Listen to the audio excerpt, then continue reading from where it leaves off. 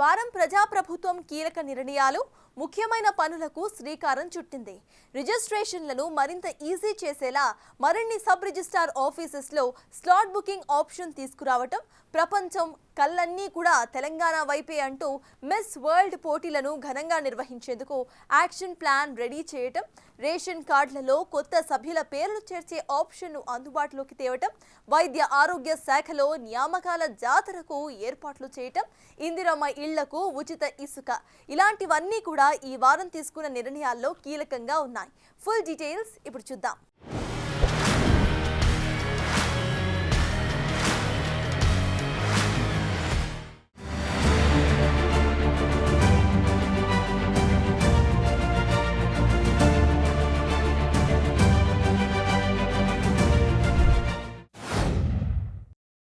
స్టాంపులు రిజిస్ట్రేషన్ల శాఖలో చేపట్టిన సంస్కరణలను మరింతగా విస్తృతం చేయాలని తెలంగాణ ప్రభుత్వం నిర్ణయించింది. ఇప్పటికే 2 సబ్ రిజిస్ట్రార్ కార్యాలయాల్లో స్లాట్ బుకింగ్ విధానం తీసుకొచ్చిన సర్కార్ ఈ వెసులుబాటును మరో 4 SROలకు విస్తరించబోతోంది. హైదరాబాద్ పరిధిలోని చంపాపేట, సరూర్ నగర్ సబ్ రిజిస్ట్రార్ కార్యాలయాల్లో ఏప్రిల్ 17 నుంచి స్లాట్ బుకింగ్ సేవలు అందుబాటులోకి వచ్చాయి. ఈ రెండింటి పరిధిలో స్థిరాస్తుల రిజిస్ట్రేషన్ కు ఆన్లైన్ లో స్లాట్ బుక్ చేసుకుంటే ఆ టైం కు ఆ రెండింటిలో రష్ ఎక్కడ తక్కువగా ఉంటే అక్కడ స్లాట్ బుక్ అవుతుంది.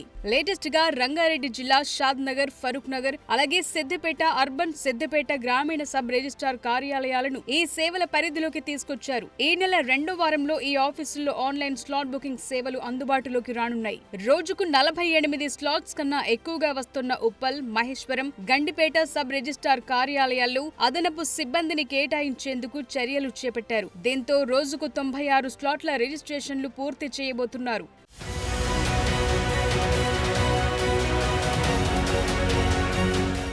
మిస్ వరల్డ్ పోటీలకు సమయం రానివచ్చింది. వీటిని అత్యంత ప్రతిష్టాత్మకంగా నిర్వహించి తెలంగాణకు పెట్టుబడులు తీసుకొచ్చే ఉద్దేశంతో భారీ ప్రణాళికలు రెడీ చేసింది. దాదాపు 120 దేశాల నుంచి కంటెస్టెంట్స్ పాల్గొననున్న ఈ మెగా ఈవెంట్ ను మంచి అవకాశంగా మలుచుకోవాలనుకుంటోంది రేవంత్ రెడ్డి ప్రభుత్వం. ప్రపంచం కళ్లన్నీ తెలంగాణ వైపే అన్న స్లోగన్ తో వరుసగా కార్యక్రమాలు ఏర్పాటు చేశారు. హైదరాబాద్ వేదికగా miss world themes, tourist circuits కు ప్లాన్ చేశారు. మే 12న చార్మినార్ దగ్గర హైదరాబాద్ హెరిటేజ్ వాక్ నిర్వహించనున్నారు. మే 13న చౌమహల్లా ప్యాలెస్ సందర్శన, అక్కడ లైవ్ మ్యూజిక్ కాన్సర్ట్ లో పాల్గొననున్నారు. మే 16న ఎక్స్పీరియా ఎకో పార్క్ సందర్శన, ఏఐజీ హాస్పిటల్లో మెడికల్ టూరిజం పై పరిచయం, మే 17న రామోజీ ఫిల్మ్ సిటీ సందర్శన, మే 18న Telangana police integrated command and control centre లో సేఫ్టీ టూరిజం పై అవగాహన, సచివాలయానికి మిస్ వరల్డ్ కంటెస్టెంట్లను తీసుకెళ్లనున్నారు. చివరగా 31వ తేదీన మిస్ వరల్డ్ గ్రాండ్ ఫినాలే నిర్వహిస్తారు.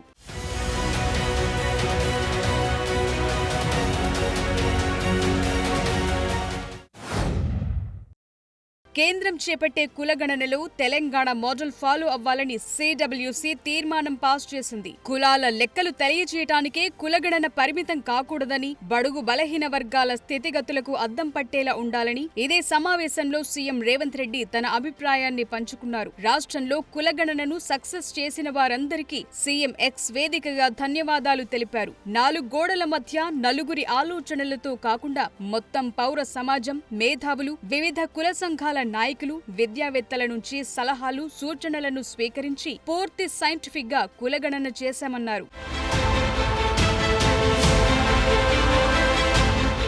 కొలువుల భర్తీకి కట్టుబడి ఉన్న రేవంత్ ప్రభుత్వం దాన్ని కంటిన్యూ చేస్తోంది. తాజాగా వైద్య ఆరోగ్య శాఖలో సర్కారు కొలువుల కోసం పరీక్షలు రాసి రిజల్ట్ కోసం ఎదురు చూస్తున్న వారి నిరీక్షణకు త్వరలో తెరపడనుంది. 6,000 మందికి పైగా జాబ్స్ పొందబోతున్నారు. గతేడాది నవంబర్, డిసెంబర్లో నర్సులు, ఫార్మసిస్టులు, ANMలు, ల్యాబ్ టెక్నీషియన్లు వంటి పోస్టుల భర్తీకి ఎగ్జామ్స్ నిర్వహించారు. వాటి రిజల్ట్స్ వరుసగా ఈ నెలలో వెలువడనున్నాయి. మొత్తంగా వైద్య ఆరోగ్య శాఖలో 6,175 పోస్టులకు పరీక్షలు నిర్వహించారు. నర్సులు, ఫార్మసిస్టులు, మల్టీపర్పస్ హెల్త్ అసిస్టెంట్ పోస్టుల భర్తీ జరగబోతోంది.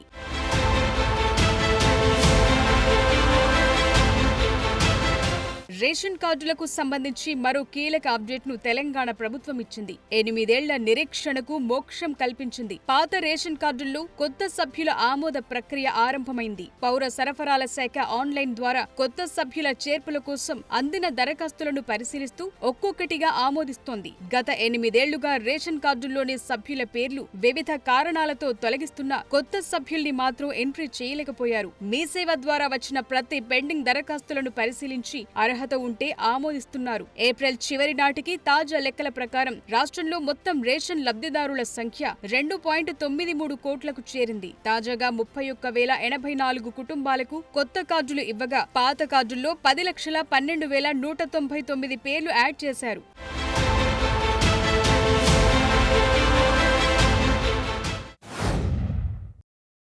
తెలంగాణలోని అసంఘటిత కార్మికుల కోసం దేశానికి రోల్ మోడల్ గా ఉండే ఒక మంచి విధానం తీసుకొస్తామని ముఖ్యమంత్రి రేవంత్ రెడ్డి ప్రకటించారు. ఈ నెల 1న మేడే సందర్భంగా ఏర్పాటు చేసిన కార్యక్రమంలో సీఎం పాల్గొన్నారు. ఏ వెసులుబాటు ఉన్నా ప్రతి రూపాయి కార్మికుల సంక్షేమం, అభివృద్ధి, వారి పిల్లల భవిష్యత్ కోసం ఖర్చు పెట్టే బాధ్యత తీసుకుంటానన్నారు. ఆర్టీసీని గాడిలో పెట్టి లాభాల వైపు నడిపించే ప్రయత్నం చేస్తున్నామని, సమ్మెకు వెళ్లాలన్న ఆలోచన విరమించుకోవాలన్నారు. పరిశ్రమలను ప్రోత్సహించే ఉద్దేశంతో తెలంగాణ ప్రభుత్వం మేడే సందర్భంగా అవార్డులు అందించింది. నాట్కో ఫార్మాకు తెలంగాణ రాష్ట్ర ప్రభుత్వం నుంచి ఉత్తమ యాజమాన్య అవార్డు లభించింది. రాష్ట్ర ప్రభుత్వ కార్మిక శాఖ ముఖ్య కార్యదర్శి దానా కిషోర్ అవార్డ్స్ అందించారు. ITC limited paper boards and speciality division, Granules India, Hindware limited, VST industries, creative స్క్రైజ్, Supreme industries, Hyderabad metropolitan water supply and sewerage board, Bhimbai Adivasi Mahila Sahakara Sangham, Nirmal toys and arts industrial cooperative సొసైటీలకు కొత్త ఉత్తమ యాజమాన్య అవార్డ్స్ లభించాయి.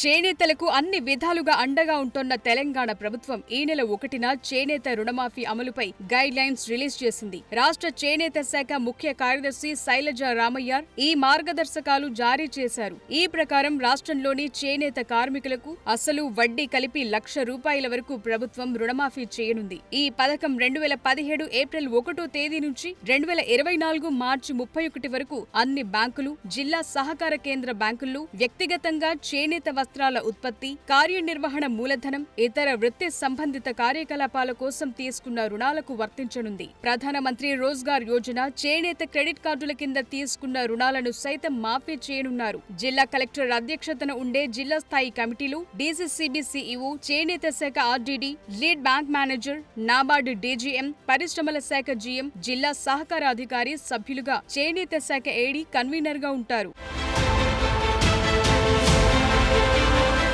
తెలంగాణ ప్రభుత్వం ప్రతిష్టాత్మకంగా తీసుకున్న ఇందిరమ్మ ఇండ్ల నిర్మాణంపై కీలక నిర్ణయాలు వెలువడుతున్నాయి. నిజానికి 3,500 చొప్పున రాష్ట్రంలో 4.50 లక్షల ఇందిరమ్మ ఇళ్లకు ఉచితంగా ఇసుకను సరఫరా చేయాలని గనులు, భూగర్భ వనరుల శాఖ నిర్ణయించింది. 2025-26 ఆర్థిక సంవత్సరంలో మొత్తం 112 లక్షల క్యూబిక్ మీటర్ల ఇసుకను అందించనున్నారు. లబ్ధిదారులకు ఎలాంటి సీనరీ ఛార్జీలు, రవాణా భారం పడకుండా శాండ్ సప్లై చేయనున్నారు. ఈ గైడ్ లైన్స్ కు సంబంధించి ప్రభుత్వం ఈ నెల 1న జిల్లా కలెక్టరేట్లకు ఇంటర్నల్ ఆర్డర్స్ పాస్ చేసింది. ఏ ప్రాంతం నుంచి ఇసుకను సరఫరా చేయాలో వివరించారు. ఒక్కో ఇందిరమ్మ ఇంటికి 25 క్యూబిక్ మీటర్ల చొప్పున ఇసుకను సరఫరా చేస్తారు.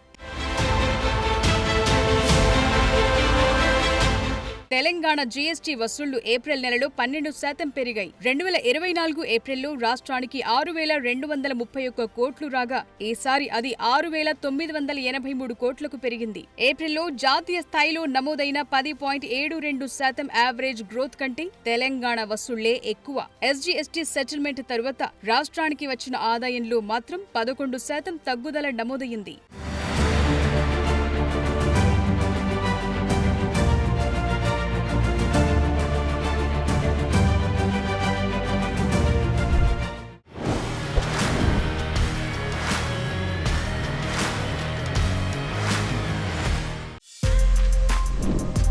For more videos like this, subscribe Big TV channel.